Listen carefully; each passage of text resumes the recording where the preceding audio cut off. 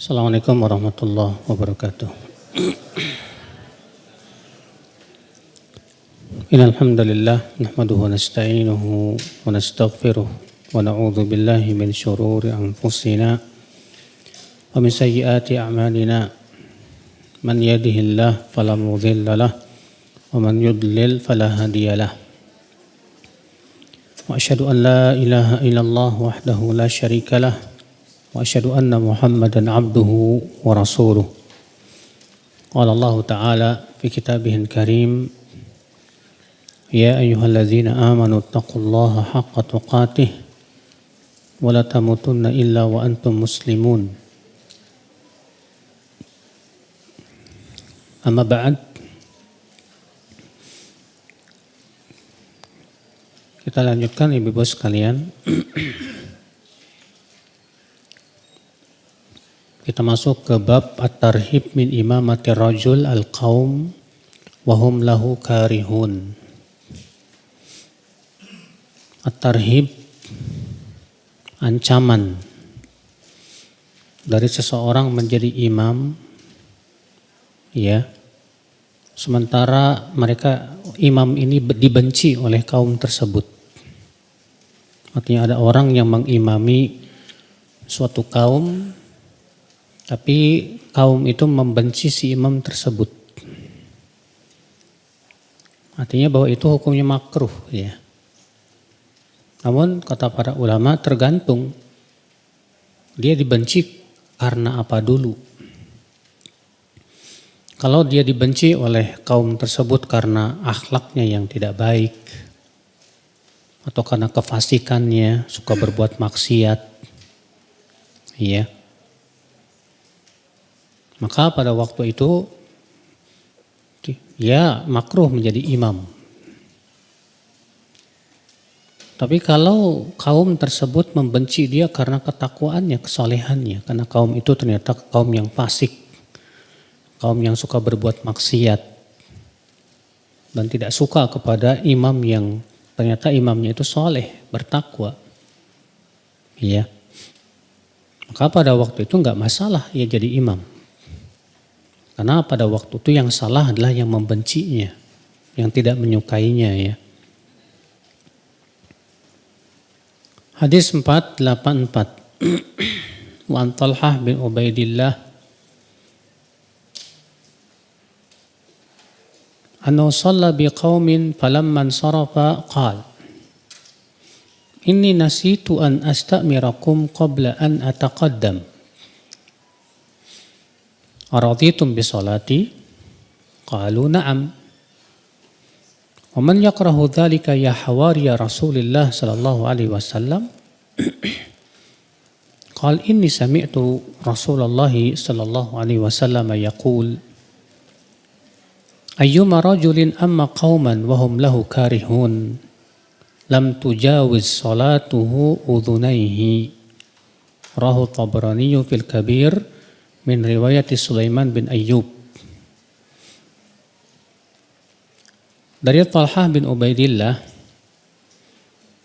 bahwasanya ia pernah sholat mengimami suatu kaum. Ketika telah selesai sholat, maka Talhah berkata, aku lupa untuk minta izin kepada kalian sebelum tadi aku maju. Apakah kalian ridho dengan sholatku? Artinya kalian ridho tidak aku menjadi imam kalian? Mereka berkata, iya. Siapa yang membenci sahabat Rasulullah? Maka Talhah berkata, sesungguhnya aku mendengar Rasulullah SAW bersabda, siapapun yang mengimami suatu kaum sementara kaum itu tidak menyukainya, maka salatnya tidak akan melebihi 2 telinganya. Artinya salatnya nggak diterima. Ya. Hadis ini menunjukkan ibu-ibu, ya, bahwa yang menjadi imam di suatu kaum itu hendaklah yang mereka ridhoi, ya. Namun sudah kita sebutkan tadi, ya, tergantung keadaan kaumnya, ya. Kalau kaumnya itu kaum yang soleh, kaum yang bagus, yang bertakwa, maka ridho mereka itu yang dianggap. Kalau mereka tidak ridho, jangan. Tapi kalau kaumnya itu kaum yang fasik, kaum yang suka berbuat maksiat, pasti mereka ridhonya ya sama-sama imamnya yang fasik juga. Ya. Maka pada waktu itu ketidaksukaan mereka tidak dianggap sama sekali. Hadis 486.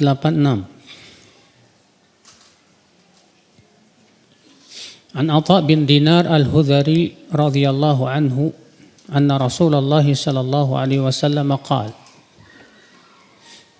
Salasatun la yaqbalullahu minhum salatan wa la tas'adu ilaihi ila as-sama' wa la tujawizu ru'usahum rajulun amma qauman wa hum lahu karihun wa rajulun shalla ala janazatin wa lam yu'mar wa imra'atun da'aha zawjuha minal lail fa abat alaihi rawahu Ibnu Khuzaimah fi sahihi hakadha mursala.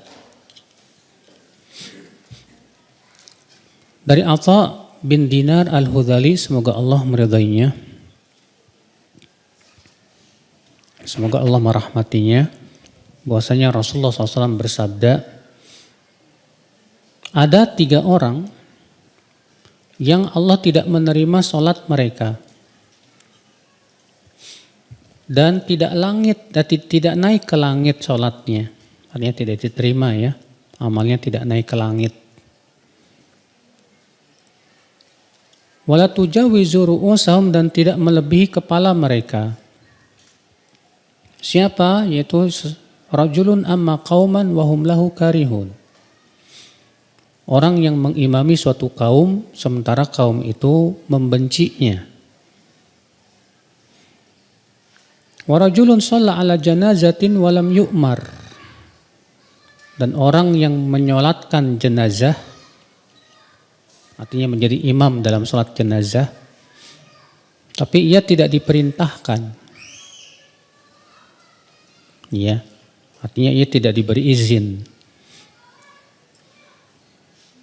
Dan yang ketiga, dan wanita yang diajak suaminya untuk berjima di waktu malam, tapi ia nggak mau. Dikeluarkan oleh Ibnu Khuzaimah dalam sahihnya, demikian secara mursal. Di sini kata Syekh Albani sahih karena mempunyai penguat-penguatnya. Hadis ini menunjukkan Bapak dan Ibu bahwa ada ya orang-orang yang sholatnya tidak diterima oleh Allah. Maksudnya tidak diterima di sini, kata para ulama, sholatnya sah tapi tidak diberi nilai pahala. Ya, karena kata-kata tidak diterima ada 2 macam. Yang pertama, tidak diterima artinya tidak sah. Yang kedua, tidak diterima artinya tidak diberi pahala. Ya. Wala tas'adu ila sama, dan tidak naik ke langit, dan ini menunjukkan bahwa amal soleh itu naik ke langit, Bu.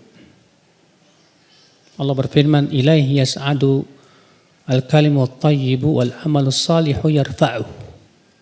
Kata Allah, kepada Allah lah kalimat-kalimat yang baik itu naik. Dan amalan saleh Allah angkat ke langit. Abdullah bin Abbas pernah ditanya oleh seorang laki-laki tentang firman Allah Subhanahu wa taala, "Fama bakat alaihimus sama." Ya. Langit tidaklah menangisi mereka orang-orang kafir itu yang meninggal dunia. Orang ini berkata kepada Ibnu Abbas, apakah ayat ini berarti menunjukkan bahwa langit menangisi mukmin yang meninggal? Demikian pula bumi menangisi mukmin yang meninggal? Ya. Kata Ibnu Abbas, iya betul. Kata Ibnu Abbas, tidaklah seorang mukmin kecuali dia ada memiliki satu pintu di langit yang naik kepadanya amalan-amalan solehnya. Dan di bumi ia memiliki tempat-tempat yang ia beribadah kepada Allah padanya. Ketika si mukmin itu meninggal, maka ditutuplah pintu amal dia, maka menangislah langit tersebut. Langit menangis itu bukan dengan hujan ya Bu ya. Bagaimana hakikatnya hanya Allah yang Maha tahu ya.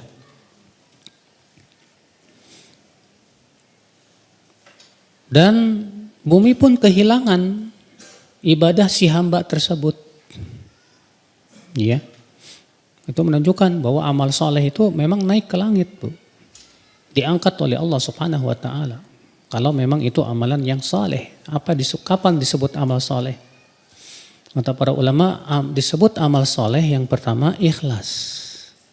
Karena mengharapkan wajah Allah Subhanahu wa taala. Yang kedua, sesuai dengan tuntunan Rasulullah sallallahu alaihi wasallam. Kalau ternyata ikhlas tapi nggak sesuai dengan tuntunan Rasul, ya nggak diterima. Dan itu bukan termasuk amal saleh. Sesuai dengan tuntunan Rasul tapi nggak ikhlas, ya itu juga bukan amal saleh, nggak diterima. Nah di sini Rasulullah mengatakan ada 3 orang yang sholatnya tidak diterima oleh Allah dan tidak naik ke langit. Siapa itu? Yang pertama, orang yang mengimami suatu kaum sementara kaum itu tidak menyukainya. Tidak menyukainya karena akhlaknya yang tidak baik atau karena memang dia tidak berhak untuk menjadi imam. Mungkin karena tajwidnya yang masih banyak rusaknya, ya. Atau karena orangnya nggak faqih, nggak paham tentang ya fikih sholat misalnya. Sehingga mereka nggak suka sama orang tersebut untuk jadi imam.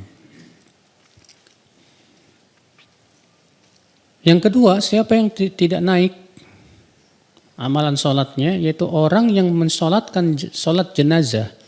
Artinya menjadi imam sholat jenazah tapi tidak diperintahkan. Maksudnya bagaimana? Para ulama berbeda pendapat ibu-ibu. Tentang siapa yang paling berhak untuk menjadi imam sholat jenazah. Ya, siapa yang paling berhak untuk mensolatkan jenazah? Jumhur itu siapa sih? Jumhur itu artinya mayoritas ulama. Bahwa yang paling berhak mensolatkan jenazah adalah penguasa, amir. Iya. Bila penguasa tidak bisa, maka imam masjid, imam ratibnya itu.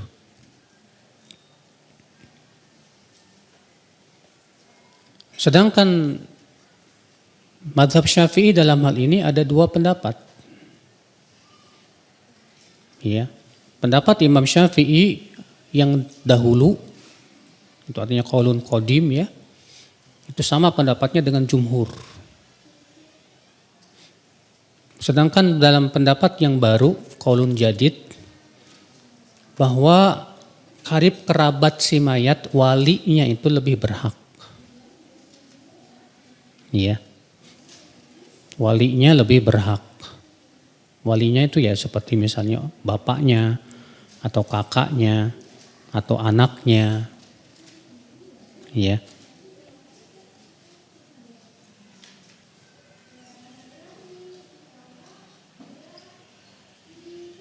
Ada acara ya?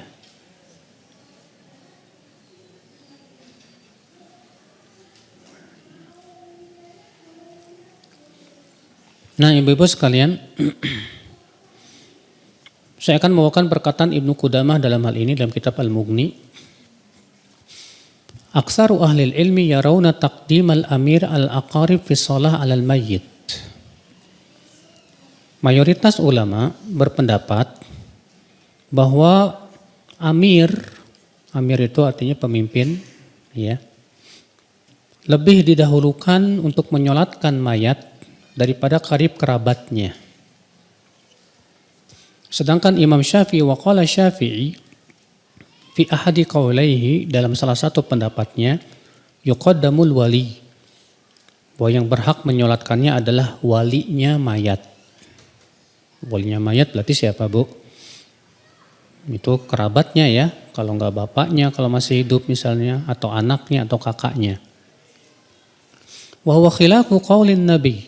Namun ini pendapat tidak sesuai dengan sabda Nabi sallallahu alaihi wasallam. Itu sabda Nabi, la ya'umur rajul fi sultanihi. Tidak boleh seseorang menjadi imam dalam kekuasaan orang lain.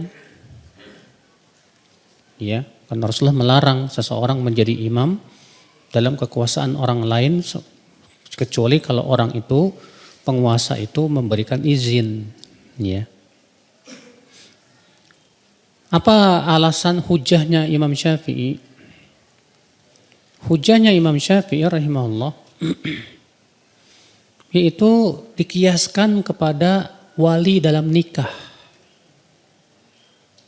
Sebagaimana dalam nikah, maka yang paling berhak menjadi wali adalah tentu kerabatnya, ayahnya dahulu, kemudian kerabatnya.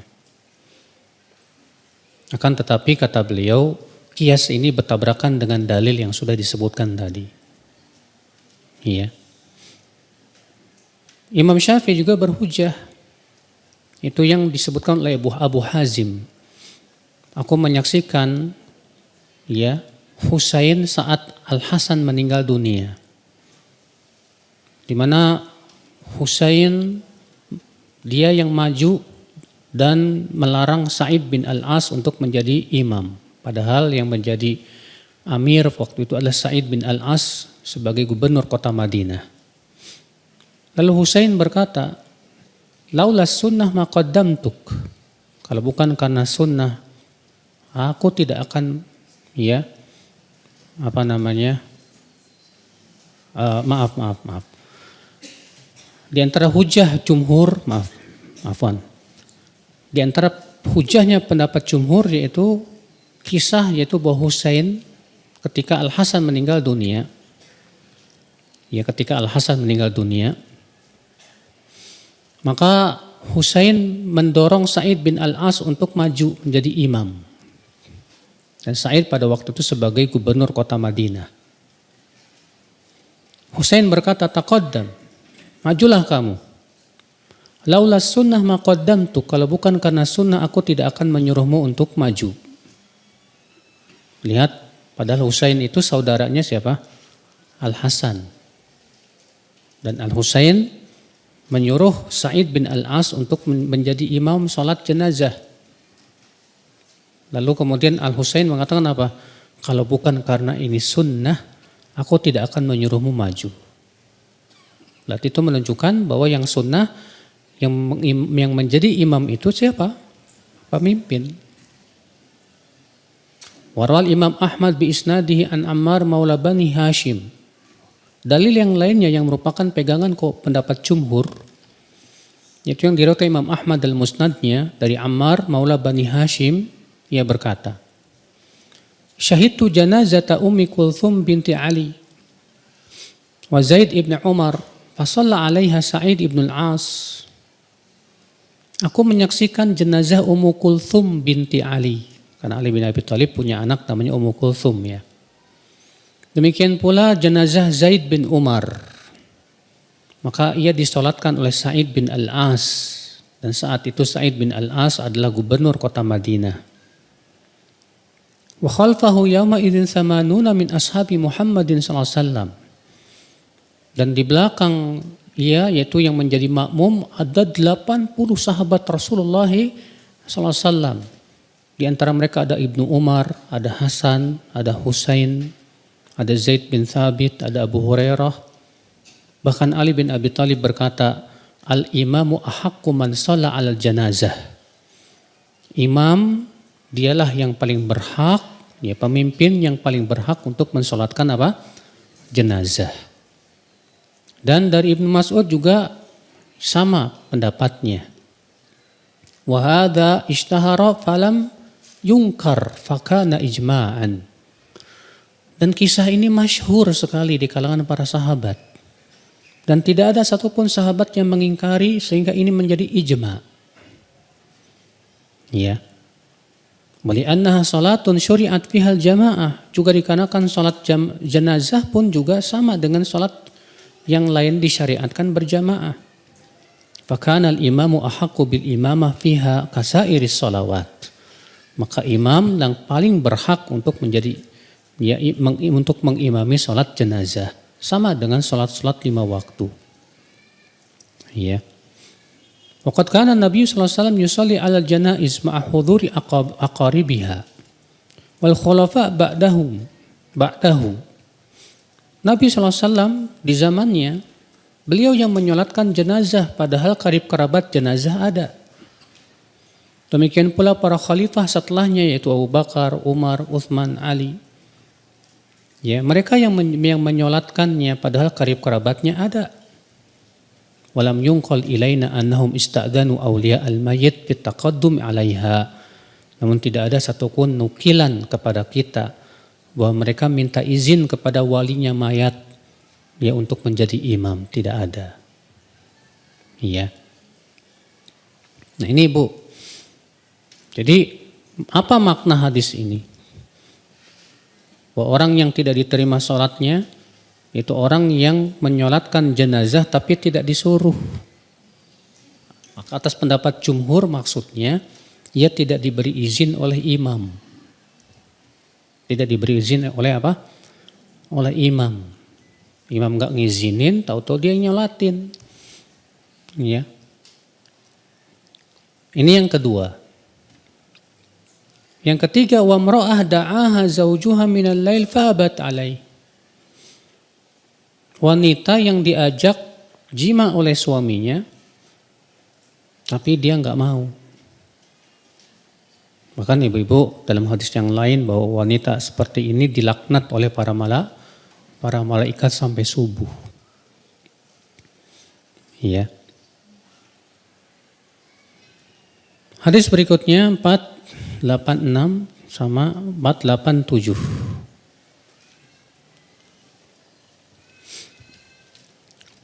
Wa an Abi Umamah radhiyallahu anhu qala Rasulullah sallallahu alaihi wasallam Salasatun la tujawizu salatuhum adhanahum al-abdul abiqu hatta yarji' wa imra'atun batat wa zawjuha 'alaiha sakhitun wa imamu qaumin wa hum lahu karihun. Rawahu Tirmidzi wa qala haditsun hasanun gharib. Ada 3 orang yang sholat mereka tidak melebihi telinga-telinga mereka, artinya nggak diterima sholatnya. Yang pertama, hamba sahaya yang lari dari majikannya sampai ia pulang. Yang kedua, wanita yang suaminya marah kepadanya karena menolak diajak untuk bersetubuh. Yang ketiga, imam suatu kaum, sementara kaum itu tidak menyukainya. Dikutip oleh Tirmidzi dan Tirmidzi berkata hadis ini hasan gharib. Di sini ditambahkan oleh Rasulullah SAW, ibu-ibu, itu hamba sahaya yang lari dari majikannya. Siapa sih hamba sahaya itu? Hamba sahaya itu adalah tawanan perang yang kemudian menjadi apa? Ghanimah. Jadi ketika perang antara negara Islam dengan negara kafir, ya seperti di zaman Rasulullah, di zaman Abu Bakar, Umar, Utsman, Ali. Kemudian ada tawanan-tawanan, ibu. Tawanan-tawanan perang ini kemudian dijadikan budak. Ya. Adapun di zaman sekarang ada nggak budak? Nggak ada. Ya, adanya budak letik. Ya. Zaman sekarang nggak ada budak sesuai yang disebutkan dalam syariat. Ya. Baik, kita masuk ke bab berikutnya. At-targhib fi shaffil awal. Wa ma jaa'a fi taswiyatis sufufi wat taras fiha. Wa fadlu ma yaminiha. Anjuran untuk mendapatkan saf yang pertama.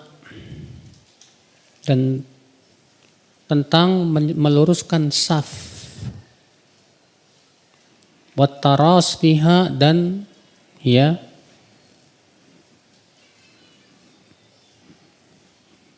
mengokohkan saf.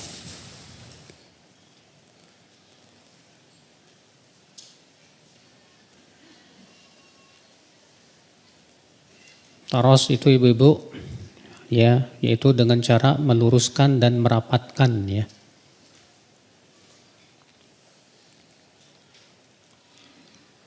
Hadis 488. An Abi Hurairah radhiyallahu anhu anna Rasulullah sallallahu alaihi wasallam qala law ya'lamun nasu ma fin nida'i was-saffil awwal thumma lam yajidu illa an yastahimu alaihi lastahamu. Rawahul Bukhari wa Muslim. Wa fi riwayatin li Muslim law ta'lamuna ma fi as-saffil muqaddam lakanat qur'ah. Dari Abu Hurairah, semoga Allah meridainya, bahwasanya Rasulullah sallallahu alaihi wasallam bersabda, kalaulah mereka mengetahui bagaimana besarnya pahala ya yang ada dalam saf pertama, dalam adzan dan dalam saf pertama, kemudian mereka tidak bisa mendapatkannya kecuali dengan cara mengundi, niscaya mereka akan melakukan undian. Dikeluarkan Bukhari dan Muslim, dan dalam satu riwayat Muslim, kalaulah kalian mengetahui bagaimana besarnya saf yang paling depan, pasti kalian akan mengundi.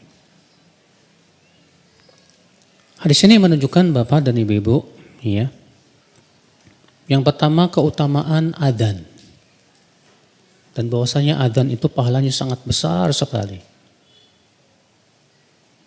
Ya, apa sih keistimewaan adzan, Bu? Adzan, ya. Keutamaannya yang pertama bahwa nanti di hari kiamat muadzin itu orang yang paling panjang lehernya. Kata Rasulullah, atwalun nasi a'naqan yaumal qiyamah al-muadzinun. Orang yang paling panjang lehernya itu para muadzin, subhanallah. Keutamaan yang kedua, muadzin itu ya dimohonkan ampunan oleh semua dan akan menjadi saksi semua yang mendengar adzannya. Pohon, batu, dan semua yang mendengar adzannya nanti pada hari kiamat mereka akan bersaksi, Bu. Iya. Dan diampuni dosanya sejauh suaranya terdengar. Dan diberikan pahala sebanyak orang datang ke masjid. Iya. Bahkan orang, kata Rasulullah SAW, siapa yang adzan 12 tahun lamanya, wajabat lahul jannah, wajib masuk surga. Makanya ya muadzin itu Pak Ibu lebih agung pahalanya daripada jadi imam. Mana yang lebih utama, jadi muadzin apa jadi imam? Muadzin. Ya. Kalau imam keutamanya apa dong? Ya, saya belum dapat dalilnya tentang keutamaan imam. Yang ada Nabi mengatakan al-imam dhamin, imam itu penjamin. Artinya kalau terjadi kesalahan dalam sholat, siap-siap imam yang jamin tuh. Ya. Cuman masalahnya banyak orang ya lebih semangat jadi imam dibandingkan jadi apa? Muadzin. Kenapa? Karena jadi imam itu seakan lebih beken gitu.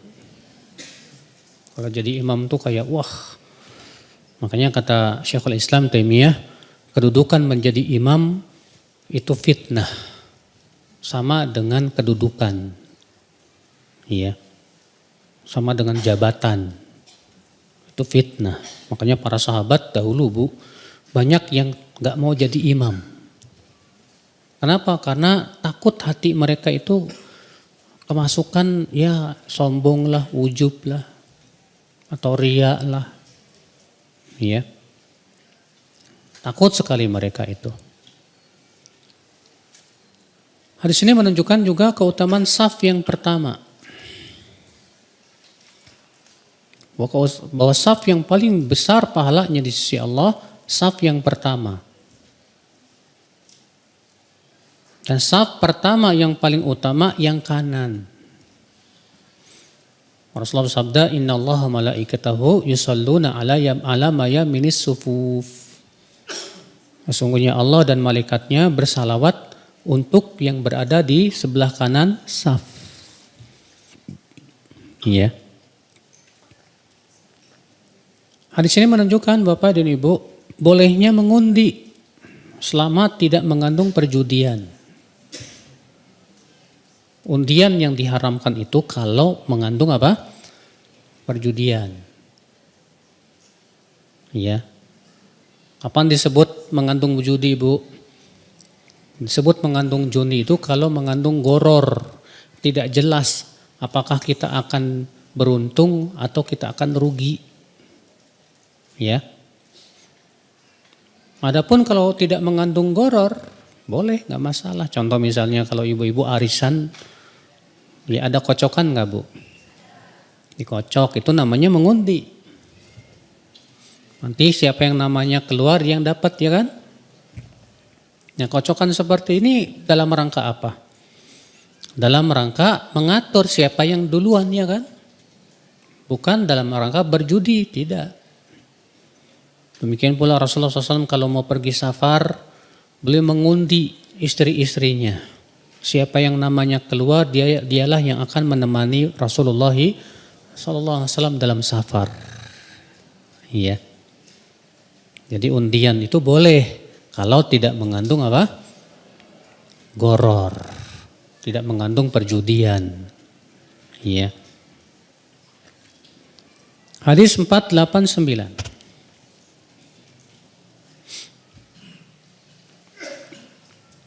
An Abi Hurairah radhiyallahu anhu qala Rasulullah sallallahu alaihi wasallam khairu sufufir rijali awwaluha wa syarruha akhiruha. Wa khairu sufufin nisa'i akhiruha wa syarruha awwaluha. Rawahu Muslimun wa Abu Dawud wa Tirmidzi wa Nasa'i wa Ibnu Majah. Dari Abu Hurairah semoga Allah meridainya, ia berkata Rasulullah SAW bersabda, sebaik-baik saf laki-laki adalah saf yang awal, yang pertama. Dan seburuk-buruk saf laki-laki adalah yang terakhir. Dan sebaik-baik saf wanita adalah yang terakhir. Dan seburuk-buruk saf wanita adalah yang paling depan. Iya. Hadis ini di Sahih riwayat Muslim, Abu Daud, Tirmidzi, Nasa'i dan Ibnu Majah. Hadis ini menunjukkan ibu-ibu, ya. Untuk laki-laki saf yang paling baik itu yang paling depan. Dan paling buruk itu paling belakang. Tapi untuk wanita kebalikan. Saf yang terbaik itu di mana? Di belakang. Yang paling buruk justru yang paling depan. Kenapa? Karena ibu-ibu, laki-laki kalau semakin belakang berarti semakin dekat dengan wanita. Dan wanita semakin depan semakin dekat dengan laki-laki. Dan fitnahnya besar. Fitnahnya apa? Besar. Bahkan ada sebuah hadis yang Syekh Albani menilainya itu sahih. Ya. Ada seorang laki-laki di zaman Rasulullah, selalu dia safnya paling belakang. Rupanya gara-garanya kenapa? Gara-garanya ada seorang wanita sahabiat yang sangat cantik rupawan yang suka sholat di masjid. Kalau dia ruku, dia ngelihat ke belakang. Gitu. Iya.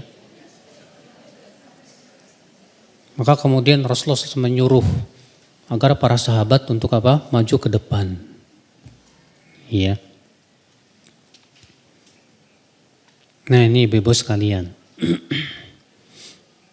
Maka dari itu, karena di zaman Rasulullah SAW itu Bu, nggak ada yang namanya hijab itu Bu. Di zaman Rasulullah SAW itu nggak ada apa? Hijab. Jadi laki-laki dan wanita itu bisa saling melihat. Iya. Makanya Nabi SAW menyuruh supaya laki-laki berusaha yang paling depan, wanita yang paling belakang. Artinya semakin aman dari fitnah, semakin selamat. Berarti kita pun demikian Bu. Ini sebetulnya bukan dalam masalah sholat saja. Maka kita berusaha bagaimana kita ya aman dari fitnah. Seorang wanita berusaha untuk mengaman dari fitnah laki-laki. Seorang laki-laki juga berusaha untuk hatinya aman dari fitnah wanita. Karena subhanallah ya, Rasulullah SAW mengatakan, ya, ma taraktu ba'di fitnatan hi adharu ala rijal minan nisa. Aku tidaklah meninggalkan fitnah yang paling berbahaya buat laki-laki dari wanita. Wanita itu fitnah yang paling berat buat laki-laki, Bu. Iya. Inilah Ibu-ibu sekalian. Makanya dalam Islam tuh Bu, ya, yang namanya ikhtilat, campur baur laki-laki, pergaulan laki-laki perempuan tanpa batas ini dilarang dalam Islam, haram. Laki-laki yang bukan mahram berdua-duaan dengan wanita yang bukan mahram dilarang dalam Islam. Iya. Dan ini menunjukkan Ibu-ibu bahwa untuk saf perempuan itu dimulainya dari belakang. Bukan dari apa? Bukan dari depan. Jadi dimulai dari belakang dulu baru ke depan, ke depan, ke depan, ke depan. Iya. Allahu a'lam. Karena kenapa? Karena yang paling utama saf yang paling belakang untuk para wanita. Adapun untuk laki-laki, saf yang paling utama adalah yang paling depan. Terus gimana Ustadz kalau misalnya masjidnya 2 tingkat? Di atas perempuan, di bawah laki-laki. Sehingga pada waktu itu ilatnya hilang. Ya. Dimana perempuan juga di situ tersendiri, laki-laki pun apa? Tersendiri gimana? Kaidah usul fikih mengatakan al-hukmu yaduru ma'a illatihi wujudan wa adaman. Hukum itu mengikuti ilatnya. Kalau hukum ada, kalau ilat ada, maka hukum pun ada. Kalau ilatnya hilang, maka hukum pun apa? Hilang. Maka pada waktu itu kalau keadaannya seperti itu, Allahu a'lam ya, tetap berlaku kembali yang saf pertama itu yang paling utama. Allahu a'lam. Hadis 490. Wa 'anil Irbad bin Sariyah radhiyallahu anhu anna Rasulullah sallallahu alaihi wasallam kana yastaghfiru lis-saffil mutaqaddim thalathan wa lis-tsani marrah. Dari Al-Irbad bin Sariyah bahwasanya Rasulullah SAW memohonkan ampunan untuk saf yang pertama itu 3 kali dan untuk saf yang kedua hanya sekali. Iya. Bayangkan Rasulullah SAW sampai apa? Memohon ampunan kepada Allah untuk orang yang berada di saf pertama 3 kali. Dan dalam riwayat Ibnu Hibban dengan lafaz kana yusalli ala saffil muqaddam thalathan wa ala tsani wahidah. Rasulullah mendoakan saf yang pertama itu 3 kali dan mendoakan saf yang kedua itu hanya sekali. Masya Allah. Ini menunjukkan akan keistimewaan dan keutamaan salah saf yang pertama, Ibu. Saya merasa heran ya. Ketika di saf yang pertama itu ada kosong, terus yang di saf yang kedua saling mempersilahkan. Silakan Mas, silakan Mas. Loh, kok saling mempersilahkan? Yang kayak ginian nggak ada istilah saling mempersilahkan. Yang kayak ginian tuh adanya perlombaan, Bu. Perlombaan siapa yang pertama kali mendapatkan saf yang pertama, bukan saling mempersilahkan. Orang mau mendapatkan keutamaan besar kok mempersilahkan. Kalau masalah duit aja nggak ada istilah saling mempersilahkan. Ya. Tapi masalah pahala saling mempersilahkan, aneh gitu. Ya. Hadis 491. Wa an Abi Umamah radhiyallahu anhu qala qala Rasulullah sallallahu alaihi wasallam. Inna Allah malaikatahu yusalluna ala safil awwal. Qalu ya Rasulullah. Wa ala tsani qala inna Allah malaikatahu yusalluna ala safil awwal. Qalu ya Rasulullah. Wa ala tsani qala wa ala tsani. Wa qala Rasulullah sallallahu alaihi wasallam sawwu sufufakum wa hadhu baina manakibikum walinu fi aidi ikhwanikum wasuddul khalal fa inna syaitana yadkhulu fima bainakum bimanzilatil hadaf yakni aulad ad-dha'n as-sighar. Rawa Ahmad bi isnadin la ba'sa bih wa Tabarani wa ghairuhu. Dari Abu Umamah, semoga Allah meridhoinya, ia berkata, Rasulullah SAW bersabda, sesungguhnya Allah dan malaikatnya bersalawat atau mendoakan saf yang pertama. Salawat Allah kepada hambanya artinya, Bu, kata para ulama, pujian dan sanjungan. Sedangkan salawat malaikat artinya doa. Iya. Sesungguhnya Allah dan malaikatnya bersalawat untuk saf yang pertama. Lalu mereka bertanya, "Hai Rasulullah, bagaimana dengan saf yang kedua?" Maka beliau bersabda, sesungguhnya Allah dan malaikatnya bersalawat atas saf yang pertama. Mereka bertanya lagi, "Wahai Rasulullah, bagaimana dengan saf yang kedua?" Kata Rasulullah, yang kedua juga. Dan beliau bersabda lagi, "Sawwu sufufakum." Ya. Luruskan saf kalian.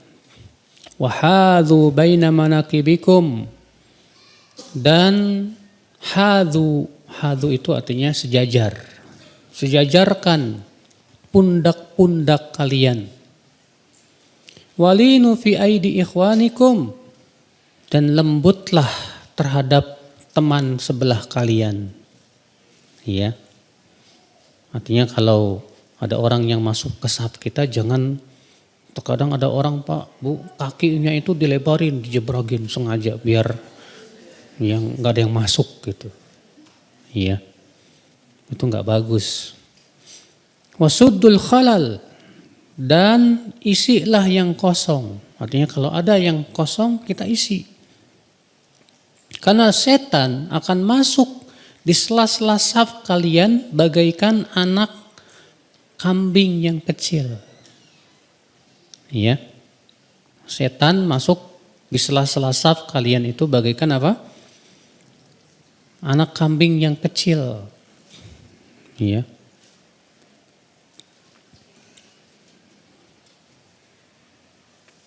Hadis ini Ibu-ibu, kita ambil faidah. Yang pertama, keutamaan saf yang pertama. Sampai Rasulullah SAW bersabda, sesungguhnya Allah dan malaikatnya bersalawat atas saf yang pertama. 2 kali Rasulullah bilang begitu. Baru kemudian saf yang kedua. Iya. Atau itu Bapak dan Ibu-ibu atau Bapak-bapak ya. Berusahalah kita untuk selalu mendapatkan saf yang pertama. Ibu-ibu dukung tuh bapaknya. Ayo kamu pergi sono, dapat saf yang pertama. Ini terkadang Bu, ada ikhwan udah ngaji kerjaannya masbuk mulu. Iya. Enggak pernah sekalipun terlihat di saf yang pertama, aduh. Padahal kata Rasulullah SAW apa, Bu? La yazalur rajul yata'akhir anis shalah. Senantiasa seseorang terlambat dari salat hatta yuakhiruhullahu finnar. Sampai Allah akhirkan ia dalam neraka. Dalam satu ayat yang lain, hatta yuakhiruhullahu fil jannah wa in kana min ahliya. Sampai Allah akhirkan ia untuk masuk surga jika ia memang penduduk surga. Artinya masuk surganya nanti aja. Dulu kamu sholatnya terlambat mulu. Akhirnya masuk surganya juga terlambat. Ya. Kan gak enak banget ya Bu ya. Hanya dari itulah Bapak Ibu, ya, ibu-ibu terutama berikan motivasi kepada bapak-bapaknya supaya segera tuh bapak pas adzan pergi. Kalau bisa sebelum adzan udah berangkat tuh ke masjid. Biar dapat saf yang pertama. Ya. Hadis ini kita ambil faidah perintah untuk meluruskan saf. Rasulullah bersabda, "Sawwu sufufakum." Luruskan saf kalian.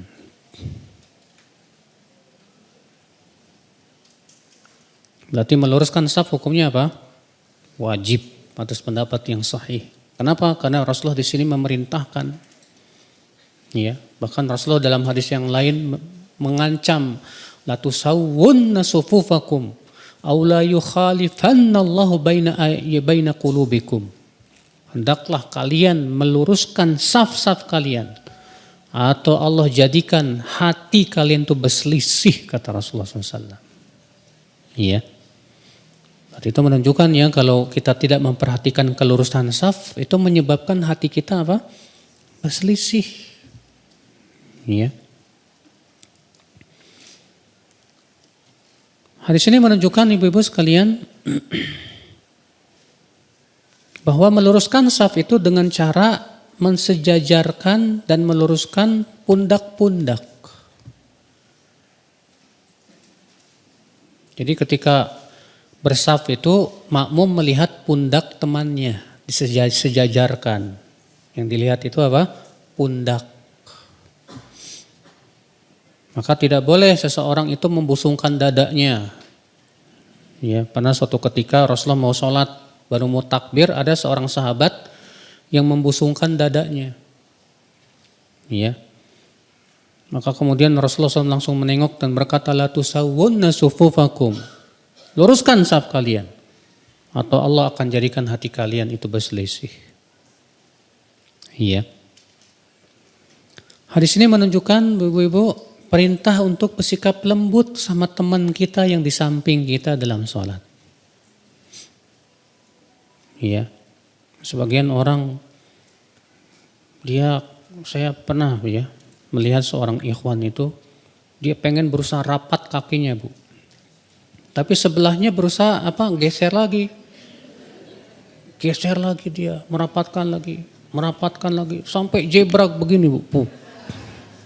Wah ini gak bener.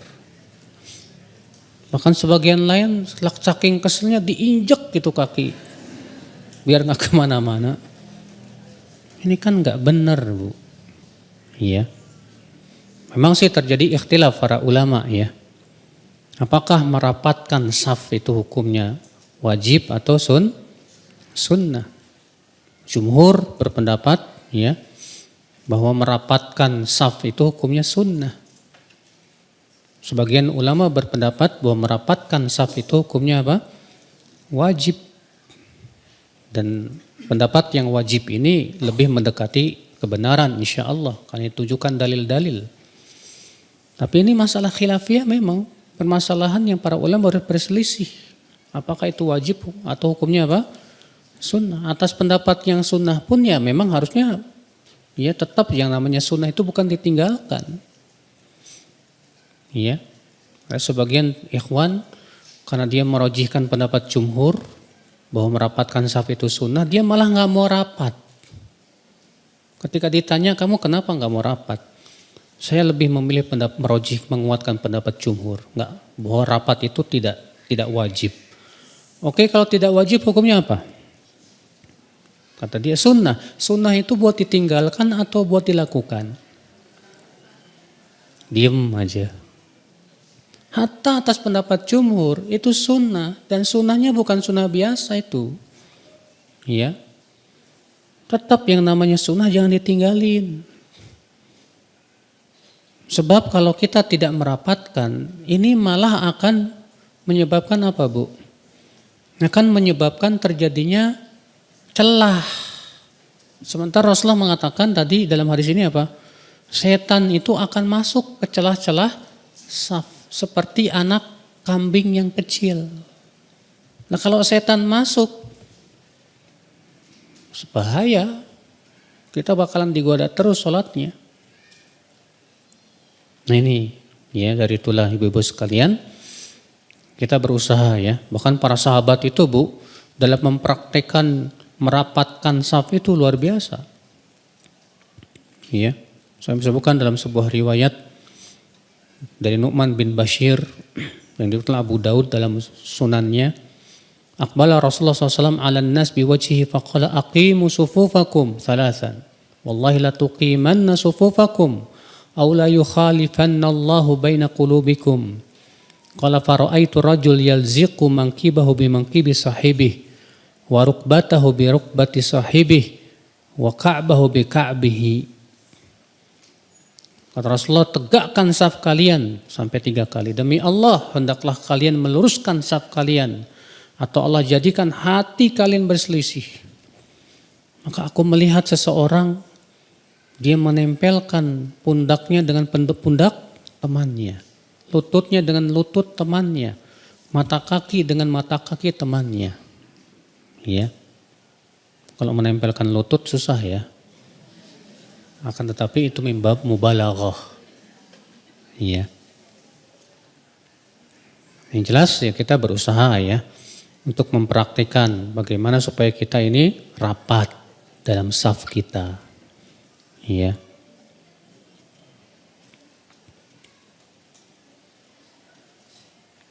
Hadis 492.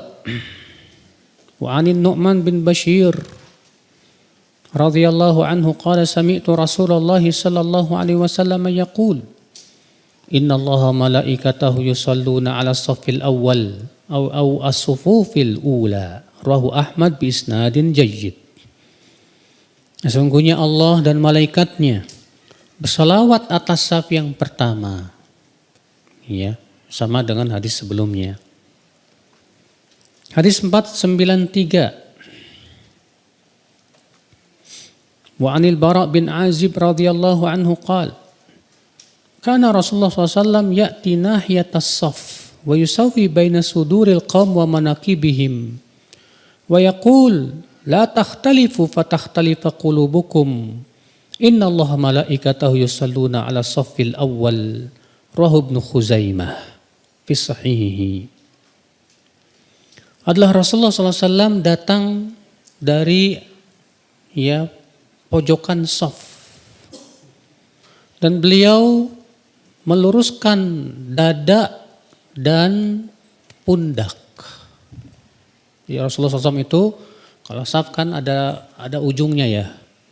Nah Rasul dari ujung tuh melihat. Dilihat oleh Rasulullah SAW. Yang dilihat sama Rasulullah apa? Dadanya dan ya pundaknya. Ya, bukan kaki. Yang dilihat bukan apa? Bukan kaki oleh Rasulullah. Tapi yang diluruskan sama Rasulullah SAW itu dada dan pundaknya. Ya. Maka Rasulullah SAW bersabda, jangan kalian berselisih, niscaya hati kalian akan berselisih. Sesungguhnya Allah dan malaikatnya bersalawat atas saf yang pertama. Dikeluarkan Ibnu Khuzaimah dalam sahihnya. Lihat ya bagaimana Rasulullah SAW sangat memperhatikan lurusnya apa? Saf. Makanya seorang imam berusaha ya. Karena ini tanggung jawab siapa? Tanggung jawab imam. Imam jangan cuek. Sebelum memulai sholat, imam harus memastikan dulu makmum safnya rapi apa enggak. Bahkan di zaman Umar itu ya, sampai Umar mewakilkan seseorang untuk apa? Membereskan saf. Dan beliau tidak mau memulai sholatnya kecuali kalau orang itu berkata sudah beres. Iya. Bahkan Ali bin Abi Thalib meluruskan pakai tongkat, Bu. Diluruskan betul. Di zaman sekarang terkadang Ada orang disuruh lurus nggak mau Pak. Diem aja. Pak lurus Pak, diem aja. Iya. Disuruh lurus nggak mau. Iya. Nah, akhirnya ya dikhawatirkan ya ini dapat ancaman Rasulullah Sallallahu Alaihi Wasallam. Hatinya itu berselisih jadinya. Ya, nasallallahu salamata wal afiyah. Baik, saya kira cukup sampai di sini, kita buka tanya jawab. Barangkali ada yang mau bertanya.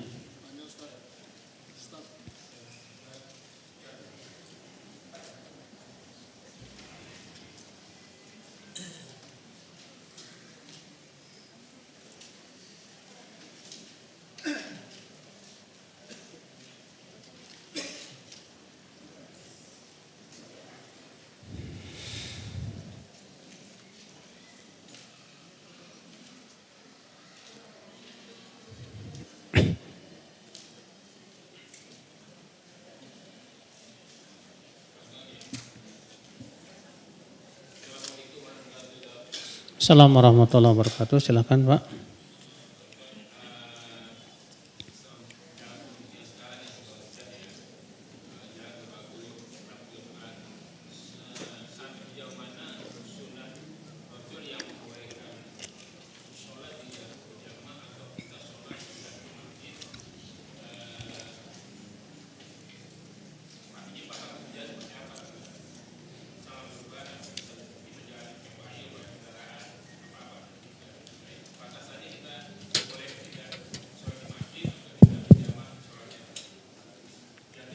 Satu aja Pak, jangan banyak-banyak. Apa batasannya seseorang boleh tidak sholat berjamaah? Para ulama menyebutkan beberapa uzur bolehnya tidak sholat berjamaah. Yang pertama sakit. Orang yang sakit boleh tidak berjamaah. Namun kalau kita masih mampu untuk pergi sholat berjamaah, berjamaahlah. Karena disebutkan dalam riwayat kata Ibnu Abbas, Ibnu Mas'ud ya. Dahulu di zaman Rasulullah ada orang yang sakit, tetap dia hadir dan dia dibopong oleh 2 orang. Dan didudukan dalam saf. Saking semangatnya ingin sholat berjamaah. Tapi kalau memang kita nggak mampu ya udah. Cuma saf yang sakit yang seperti apa? Cuma sariawan doang nggak berjamaah. Ya. Ya jangan, tentunya sakit yang menyebabkan kita tidak mampu untuk pergi sholat ke masjid. Yang kedua yaitu hujan lebat. Ya. Yang apa batasan hujan yang menyebabkan itu merupakan udzur? Yaitu yang membuat kita sulit pergi ke masjid. Karena misalnya tanahnya becek dan yang lainnya. Iya. Kemudian yang ketiga yaitu adanya cacat fisik seperti buta. Ya. Maka yang seperti ini diberikan rukhsah untuk tidak pergi salat berjamaah. Namun kalau dia bisa dan mampu untuk berangkat, sebaiknya berangkat. Karena pernah ada seorang sahabat Nabi yang bernama Ibnu Ummi Maktum, ya, seorang laki-laki yang buta datang ke Rasulullah, ya Rasulullah, ini rajulun a'ma laisa li qaidun yaquduni ilal masjid. Aku buta ya Rasulullah dan aku tidak punya penuntun untuk pergi ke masjid. Boleh enggak sholat di rumah? Kata Rasulullah boleh. Ketika Ibnu Ummi Maktum pergi, dipanggil lagi sama Rasulullah. Atas ma'un nida, kamu dengar enggak adzan? Dengar ya Rasulullah. Kata Rasulullah apa? Fa'ajib, kalau begitu datanglah. Iya. Bagaimana caranya kalau kita mau merutinkan sholat setelah wudhu? Maka apakah berarti kita harus selalu punya wudhu? Ibu, sholat wudhu itu setelah selesai apa? Wudhu. Jadi setiap kali batal, ibu wudhu lalu sholat. Kalau seharian nggak batal-batal, ya udah nggak ada sholat wudhu. Kecuali kalau ibu mau wudhu yang sunnah, karena disunahkan setiap kali mau sholat 5 waktu itu disunahkan kita berwudhu, walaupun belum batal. Ya.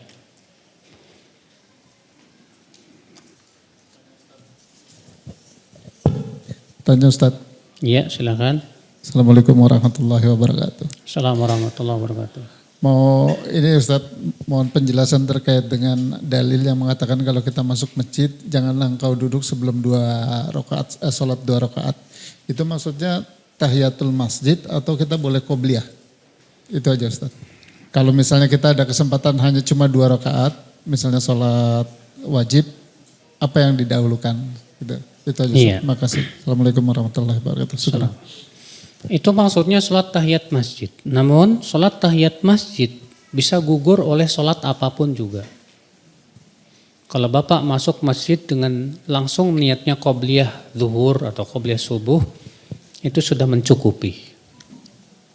Karena Nabi hanya mengatakan janganlah ia duduk sampai ia sholat 2 rakaat. Sementara di sini ia sholat 2 rakaat. Saya sedang hamil 4 bulan. Katanya apa benar ada acara 4 bulanan? Enggak benar. Semua itu diada-adakan ibu. Berapa banyak para sahabat yang hamil di zaman Rasulullah? Tidak ada satupun riwayat mereka bikin namanya 4 bulanan. Ya, kalaulah itu perkara yang baik, tentu para sahabatlah yang pertama kali mengamalkan. Tentu Rasulullah sudah menganjurkan umatnya.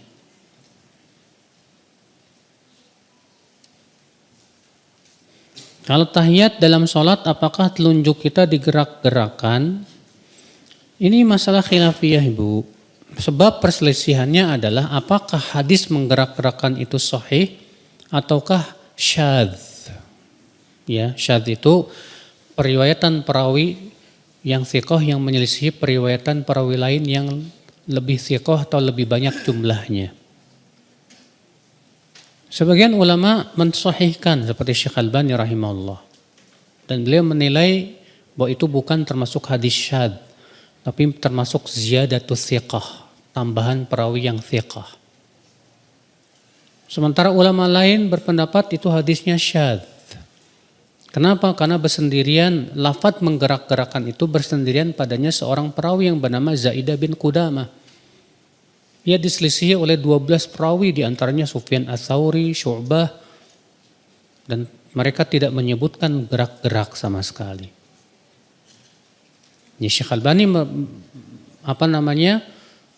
memandang bahwa ini tidak disebut syadz. Kenapa? Karena menggerak-gerakan itu tidak bertabrakan dengan isyarat. Orang yang menggerak-gerakan sudah otomatis isyarat. Ya. Yang kedua, Zaidah bin Qudamah di situ menyebut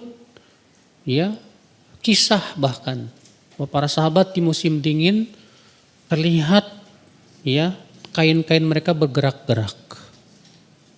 Itu menunjukkan bahwa Zaidah bin Qudamah betul-betul hafal tentang itu.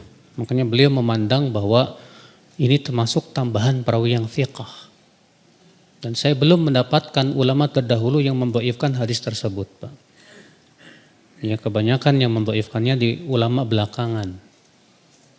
Ya, saya dalam hal ini lebih condong kepada pendapat Syekh Albani rahimahullah bahwa itu termasuk ziyadatus thiqah, bukan termasuk syadz.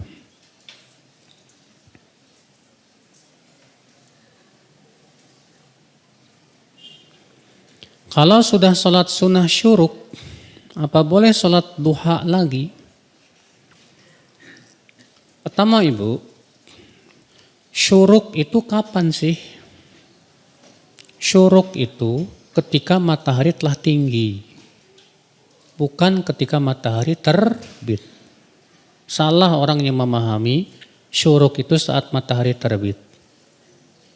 Justru saat matahari terbit itu dilarang oleh Rasulullah sallallahu alaihi wasallam. Iya. Yang kedua, yang dilakukan oleh Rasulullah SAW bahwa sholat yang paling utama, yaitu sholat duha yang paling utama adalah ketika anak unta sudah mulai apa? Kepanasan. Dan sholat syuruk itu yang rajih adalah sholat duha. Memang terjadi ikhtilaf para ulama, Bu, tentang apakah hadis keutamaan sholat syuruk bahwa siapa yang setelah subuh berzikir sampai matahari tinggi kemudian ia sholat 2 rakaat maka ia pulang membawa pahala haji dan umrah. Apakah hadis ini sahih atau hadis ini dhaif? Ikhtilaf para ulama antara yang mensahihkan dan yang apa? Mendhaifkan. Dalam hal ini saya lebih condong kepada pendapat yang mendhaifkannya. Namun kebiasaan Rasulullah SAW adalah beliau duduk setelah sholat subuh berzikir sampai matahari tinggi. Dan dalam riwayat Muslim disebutkan bahwa para sahabat ya duduk-duduk setelah sholat subuh ngobrol tentang masa-masa jahiliyah. Sampai ya matahari agak tinggi kemudian mereka pun pulang. Tidak disebutkan di situ mereka sholat 2 rakaat.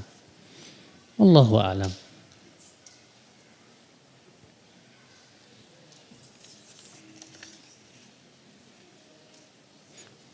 Kalau sujud tilawah pada saat sholat atau membaca Al-Quran, apakah kita mengucapkan takbir dulu sebelum dan sesudahnya, Ustadz? Kalau dalam sholat, pendapat yang sahih, yang rajih tetap disyariatkan.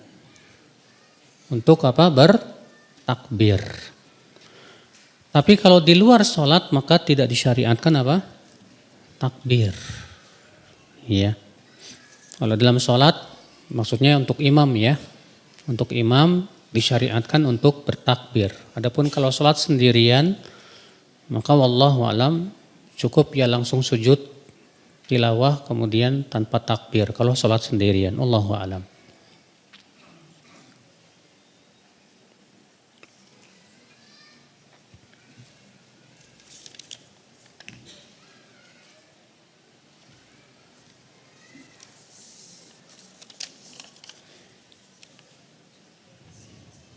Apa yang dimaksud dengan pengumpat dalam surat Al-Humazah, Ustadz?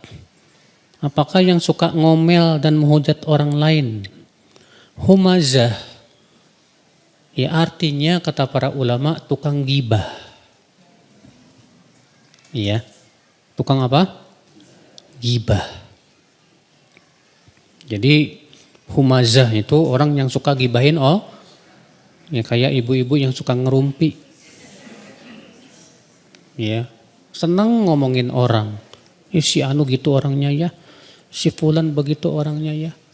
Bahkan ustadznya pun dirumpi, digibah. Ya. Karena saya sebagai ibu rumah tangga suka ngomel ustadz sama anak-anak malas. Ya kalau seperti ini mah bagus atuh ibu. Ya, ibu kewajiban ibu untuk mendidik mereka. Saya punya abang jarang sholat. Dia dapat musibah di PHK dari kantor. Ditambah lagi dia kena tipu puluhan juta. Tapi dia malah ya curhatnya ke orang pinter. Kalau dukun jangan disebut orang pinter mas. Saat setahun ia tidak bekerja, kami pingin ia move on, kerja lagi. Apa aja yang penting halal. Saat ini cara berpikirnya di luar halal. Apakah abang saya perlu diruqyah? Bukan diruqyah, didakwahi. Didakwahi abangnya itu, dipahamkan tentang pentingnya sholat. Bilang kepada dia bahwa sholat 5 waktu itu rukun Islam paling agung setelah 2 kalimat syahadat. Bahkan para ulama berselisih, orang yang gak sholat itu muslim apa bukan. Bahkan Rasulullah mengatakan siapa yang tidak menjaga sholat 5 waktu, di hari kiamat dikumpulkan bersama Fir'aun, Qarun dan Haman. Hadisnya sahih. Ya. Ingatkan dia, ingatkan. Iya. Dakwahi, bukan diruqyah, tapi didakwahi, Bu. Iya. Baik, sepertinya sudah tidak ada lagi yang bertanya. Semoga yang saya sampaikan bermanfaat. Subhanakallah bihamdik, asyhadu an la ilaha illa anta astaghfiruka wa atubu ilaik. Assalamualaikum warahmatullahi wabarakatuh.